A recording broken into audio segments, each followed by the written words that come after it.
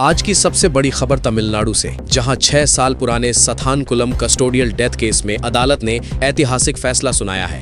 Madurai court ने 9 police कर्मियों को दोषी ठहराते हुए फांसी की सजा सुनाई है। लेकिन इस पूरे मामले में जिस एक नाम की सबसे ज्यादा चर्चा हो रही है वो है हेड कांस्टेबल रेवती।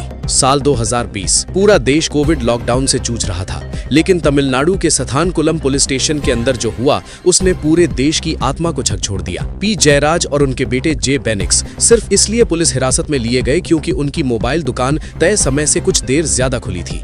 लेकिन किसी ने नहीं सोचा था कि ये मामूली सा आरोप उनकी जिंदगी की आखिरी रात बन जाएगा। हेड कांस्टेबल रेवती ने अदालत में बताया कि जब वो रात करीब 8:50 पर थाने पहुंची तो अंदर से दर्दनाक चीखें सुनाई दे रही थीं। अम्मा, दर्द हो रहा है, मुझे छोड़ दो, मैंने कुछ नहीं किया। ये आवाजें थीं बेबस पिता और बेटे की, जिन्हें पुलिसकर्मी बेरहमी से पीट रहे थे। रेवती के मुताबिक पुलिस वालों ने दोनों को तब तक मारा जब तक उनके शरीर से खून नहीं बहने लगा। आरोप है कि उनके निजी अंगों पर जूतों से भी वार किए गए। और सबसे हैरान करने वाली बात यह भी है कि पुलिसकर्मी बीच बीच में शराब पीने रुकते थे और फिर वापस आकर पी जयराज और उनके बेटे जे बेनिक्स पर मारपीट शुरू कर देते थे।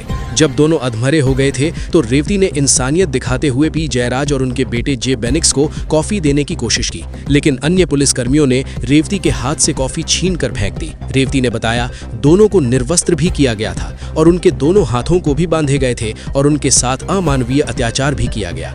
2 दिन बाद पहले बेटे बेनिक्स की मौत हुई और अगले ही दिन पिता जयराज ने भी दम तोड़ दिया। घटना के बाद पुलिस विभाग के भीतर इस पूरे मामले को दबाने की कोशिश भी की गई, लेकिन तभी सामने आई हेड कांस्टेबल रेवती। रेवती ने न्यायिक मजिस्ट्रेट से कहा, सर, मैं सब कुछ सच बताऊंगी, लेकिन मेरे बच्चों और मेरी नौकरी की सुरक्षा चाहिए। 2 बच्चियों की मां रेवती जानती थी सच बोलना उनके करियर और परिवार दोनों के लिए खतरा बन सकता है। फिर भी उन्होंने डर के आगे झुकने से इनकार कर दिया और उन्होंने अपने ही विभाग के खिलाफ अदालत में गवाही दी। सीसीटीवी फुटेज में हर आरोपी की पहचान की और मिनट दर मिनट बताया कि उस रात थाने के अंदर क्या क्या हुआ था। हेड कांस्टेबल रेवती की गवाही के आधार पर 6 साल लंबी सुनवाई के बाद मदुरई कोर्ट ने 9 पुलिसकर्मियों को दोषी ठहराया और फांसी की सजा सुनाई। अदालत ने माना कि ये केवल हत्या नहीं बल्कि कानून और मानवता दोनों की हत्या थी। आज हेड कांस्टेबल रेवती पूरे देश में साहस की मिसाल बन चुकी हैं। उन्होंने साबित कर दिया कि एक इंसान का सच पूरे सिस्टम को हिला सकता है। अगर रेवती चुप रहती तो शायद ये मामला भी दबा दिया जाता,